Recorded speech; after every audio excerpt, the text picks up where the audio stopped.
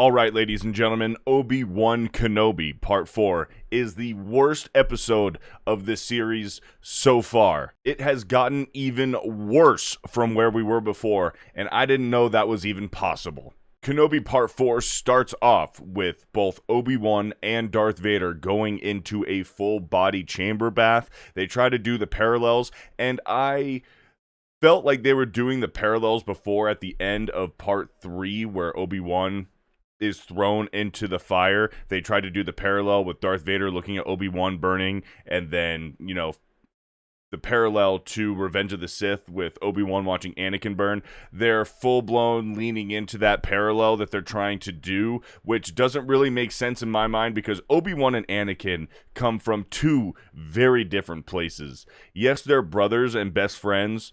Well, brothers, figuratively. Obi-Wan has referred to Anakin as his brother, but best friends. But these characters are not parallels. So it was odd to see the series and Lucasfilm try to give off the impression that these two characters are parallels to each other. Absolutely not. That doesn't make any kind of fucking sense. But we open up with Obi-Wan recovering from his burn wounds in this full body bath, and then Darth Vader also doing the same, and like they're both kind of force dreaming about each other. Leia is captured and is on this all water moon dark side base planet, and she is being interrogated by Reva. So again, we get a full serving size of Reva's cringe acting, cringe line delivery. It was just as bad as it was before, if not worse. Probably slightly worse. One thing I notice about Reva, this actress, when she acts, she is constantly nodding her head while she's delivering her lines, almost like she is telling her co-stars that, yes, I am doing a good job, and yes, I am supposed to be intimidating, and yes, I am a strong female character, and if you don't find me intimidating, then something's wrong with you, because I'm the best, and and she's just always nodding her head, and just, like, confirming, like, not even really seeking her co-stars' approval, like, saying, am I doing this good? Am I doing this right? Almost like she's, like, telling them, like, act intimidated, because I'm doing a good job right now. It was, I don't understand. But anyways, the acting is cringe. Let's move on a little bit. So Reva is trying to interrogate Leia. Leia is not having any of it. Leia is just sitting there. She acts scared.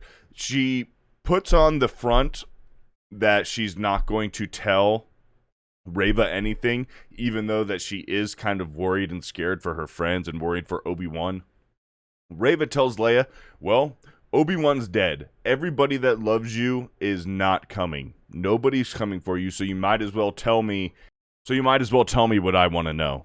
So Obi-Wan, Tala, and Ice Cube's son create a plan to infiltrate and to go to, because Tala still has code. She has entry clearance because she is an undercover commander or captain, chief for the Empire, so she has access codes to get into this dark side base on this water moon planet. So Obi-Wan and Tala go there, and immediately we're hit. And the thing is I enjoyed Tala. I think that the actress has done a believable job so far amongst this ocean of terrible acting.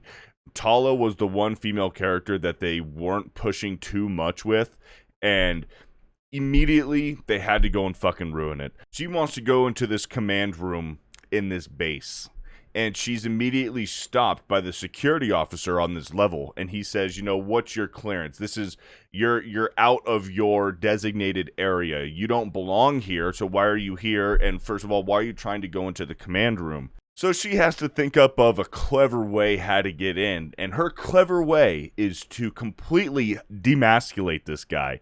Pretty much, she puts him in his place and says, I'm your commanding officer. I don't give a fuck that you're the security guard here. You're the security officer here. I'm the captain, or whatever. So she says, you're going to actually refer to me as sir. So say yes, sir, to me right now. And he goes, yes, sir. Yes, sir. Don't fucking beat me. And it's just, oh my gosh. It's like, Why must they do this? Why must they do this? It was out of place. And when they do shit like this, you feel it. It takes you out of it because you know that that this specific line of dialogue was put in there specifically by Lucasfilm for their message that they're trying to push. So she has the security officer call her sir. And he did it a few times. So then, this episode, let's just get this out of the way. This episode is severely fucking boring.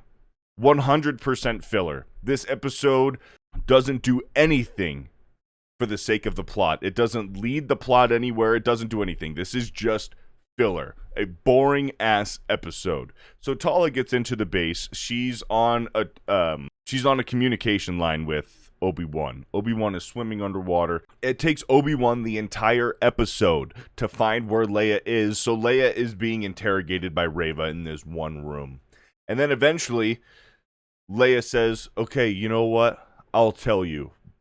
Because Reva tells her, we're all on the same side here. I just want to get my information. Which, by the way, it doesn't really make sense. Because Reva is telling Leia that Obi-Wan died, while at the same time asking where they are. That doesn't make fucking sense. Why is Reva telling Leia, Obi-Wan's dead, no one's coming for you, now tell me where they are?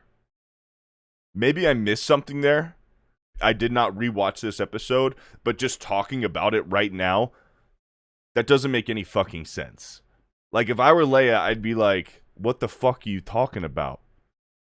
You're telling me Obi-Wan's dead. Why are you so concerned with where they are? So Leia says, okay, you know what? Well, you said we're all on the same team here. So I'll tell you, I just need to, give my dad, Bail Organa, a quick phone call. Which, by the way, when Leia was first captured in this room, she just broadcast it.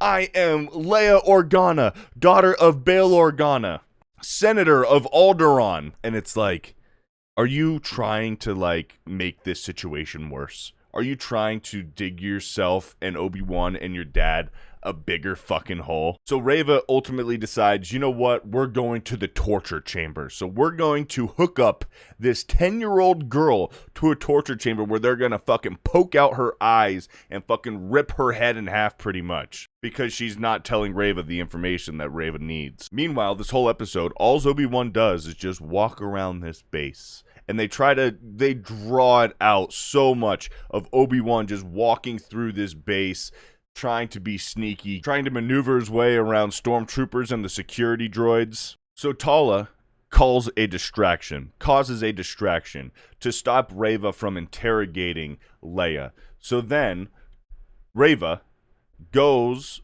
to the command room to talk to Tala. And then Tala is, just buying extra time. But somehow Reva just knows that she's fucking lying. I guess maybe, she's sensing it with the Force, which, okay, I guess I can buy that. But they are so inconsistent with how strong the Stormtrooper armor is or what and will not hurt the Stormtroopers. So Tala, pretty much, after it's confirmed that Obi-Wan is on this ship, but rescuing Leia, breaking her out of this torture chamber room that Reva had put her in. Reva leaves, so Tala is now being escorted by stormtroopers. Tala, 2 quick hits, a punch on one stormtrooper and grabbed the other stormtrooper's helmet and threw him on the ground. Both done. I guess they're passed out.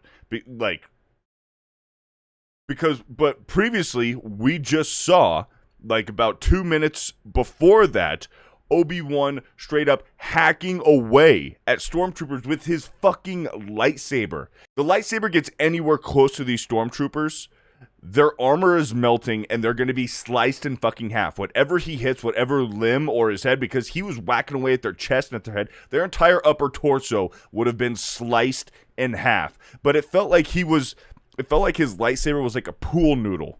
Like he was hitting him with a fucking a pool noodle. It was like the Jedi Fallen Order video game where they were too scared to do dismemberment with the lightsabers. So it kind of did feel like that. It was like blunt force trauma using the lightsaber hitting these stormtroopers. It was not realistic. We've seen dismemberment in the original trilogy and in the prequels. So I don't get why they're so afraid to show stormtroopers being sliced in half. They showed a stormtrooper get sliced in half in the previous episode, in episode 3, on that fucking laser gate. So here, it's just so inconsistent. Like, Tala can completely incapacitate these stormtroopers with a single hit and a push, but Obi-Wan with the lightsaber has to hack away at these stormtroopers, and their armor is like blocking. And these weren't special stormtroopers. These weren't special stormtroopers with Beskar steel armor or anything like that. No, this was your plain old regular white armored stormtroopers basics. And Obi-Wan was having a tough time. His lightsaber was just having a tough time hacking away at these stormtroopers, almost like they only went down from the blunt force trauma, not that the fact that they just got sliced by a fucking lightsaber. This is, again, poor attention to detail and simply not caring. Not giving a shit and thinking this is Star Wars, people are going to watch it and this is going to sell and we're going to boost our numbers up anyway. So it really doesn't fucking matter. Just, put some lightsabers and some flashies and some stormtroopers and, it'll all be good. People will like it because it's Star Wars. Well, no, absolutely not. It's not consistent. So then Obi-Wan and Leia are leaving the torture chamber, and then these stormtroopers are shooting at Obi-Wan, so he takes out his lightsaber and he's deflecting him and blocking him and going back and shooting him back at the stormtroopers. Well, one of the bullets goes and hits the window. Now remember, they're underwater, so now there's a crack forming, this spiderweb crack in this window. So Obi-Wan is using the Force to hold the window so that Leia and Tala, or Leia can go to the other room to meet Tala. So Obi-Wan is at the complete other end of this hallway, and then Leia goes to the other end where the door is, where Tala is. When the window breaks and the water comes in, Obi-Wan would have been swept away immediately. He runs, and it's not like he's not doing like the Force sprint that you saw Obi-Wan and Qui-Gon do in Phantom Menace, when they ran through the gas, when they were getting gassed on the Trade Federation ship, and they did like that super fast Force run. He didn't do that. He was just regular running, jogging, outrunning this body of water, that the pressure and the force that this water would be going into this one window would be incredible. And the fact that he outran it just jogging, more lack of attention to detail, it's not believable. So then after that, Obi-Wan, Tala, and Leia are all safe, and Obi-Wan puts on a disguise. He puts on an Imperial hat and he gets a really big fucking trench coat, and he hides Leia by his side in this trench coat, and they're literally just walking through this entire base, not being noticed by anybody. Everybody's kind of freaking out. There's stormtroopers, inquisitors, people, captains, chiefs fucking running everywhere. It's madness because they're all trying to look for Obi-Wan and this little girl, and they don't see 4 pairs of legs coming out of underneath this trench coat and a huge bulging side that is clearly somebody underneath of it. No questions asked. They get all the way to their exit where they're about to hop on a ship, or they're waiting for the snow speeders to come, because remember, Tala, Obi-Wan, and Ice Cube's son, there's a plan. There's a plan in place. So they need to get to the landing zone where all the ships are. And then here comes Reva. Reva finally finds them. She pretty much, the Empire has our good guys surrounded everywhere. And then here comes the plot convenience of the snow speeders coming in and completely lighting up this place. But somehow, missing Obi-Wan, Leia, and Tala, they weren't at all in danger of these blaster shots. But everybody else got fucked up, besides Reva. So Obi-Wan, Leia, and Tala, they go into the snow speeder. There's 2 snow speeders. And here's another. It was revealed, I believe, last week in an interview with the actress who plays Reva, Moses Ingram, that she never watched Star Wars. She was never a Star Wars person, that she had watched some of the sequels in preparation for her role, but she never watched Star Wars. And it really does show, especially in her lightsaber wielding abilities, when she's waving around her lightsaber trying to deflect bullets, it is very unorthodox, painful to watch. It is exactly like handing somebody who knows nothing about Star Wars a toy lightsaber and have them pretend to be a Jedi or a Sith. That's what it looked like. She looked out of place when she was swinging that thing. It looked like an old person, like an elderly person, and you hand them a lightsaber and say, pretend to do Star Wars. That's kind of what it looked like. It was painful, and I'm not trying to just totally rip on her in particular. It's just that she is so bad, is what it is. They escape. One of the snowspeeders perishes. He dies. He gets blown up, and he sinks into the water. So then Darth Vader comes onto this base. Darth Vader, and he's just power walking. He's power walking like he's Vince McMahon going into a WWE fight. He grabs Reva with the Force, puts her up. He's force choking her and holding her up and pretty much threatening her, telling her that she's failed and that he's going to kill her. Well, Reva grabbed little Leia's, before when she was interrogating Leia, grabbed little Leia's droid, Lola, the floating flubber-looking droid, and does something. It doesn't really show what she does. She grabs it when she's interrogating Leia, but it doesn't really show how she did it. But I guess she programmed, using the Force or whatever, she programmed Lola to be a tracking device. So she tells Vader while she's being choked, I'm tracking them, the tracker's on the ship, you'll be able to find them that way. And then all of a sudden, Darth Vader puts her down and says, you've earned yourself another chance. Since when does Vader give people second chances? Like the Darth Vader from the original trilogy would have said, okay, thanks for the information, kills her anyway, and then uses that tracker for himself. That would be what Darth Vader would do. Not say, oh, you know what? Oh, you're tracking them? They got away. Oh, but you're tracking them? Oh, okay, that's completely fine then. My bad. Are you fucking kidding me? This is not Star Wars. This is not Darth Vader. This is not Obi-Wan. This is terrible fan fiction, with unfortunately the original actors returning to reprise their roles in this shitty fan fiction. Zero positives in this episode, man. I will give credit to where credit's due, and I will point out positives or stuff that I enjoyed in these episodes. Episode 4, Part 4, absolutely none. This episode was boring. Even more cringe dialogue from Reva. Added nothing to further the plot. It was just filler, and they keep deconstructing Obi-Wan, and they keep deconstructing Darth Vader. With 2 episodes left, man, this show is dead.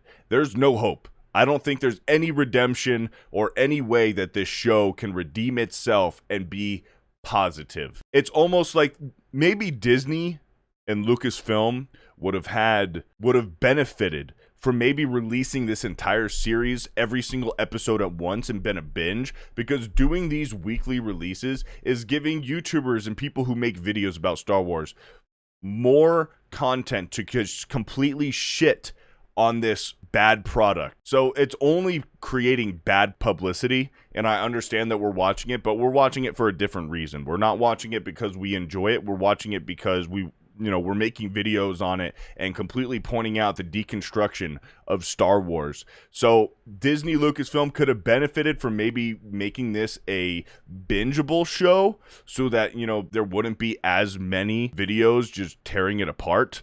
But it is what it is. 2 episodes left. This show is already dead. But that's really all I had to say about it. More of a shorter video, but it is what it is. It was a boring episode. But if you enjoyed my video on it, give it a thumbs up. I would really appreciate it. Share this video with a friend who you think would enjoy it. Subscribe to this channel if you're new. And we'll talk to you again soon.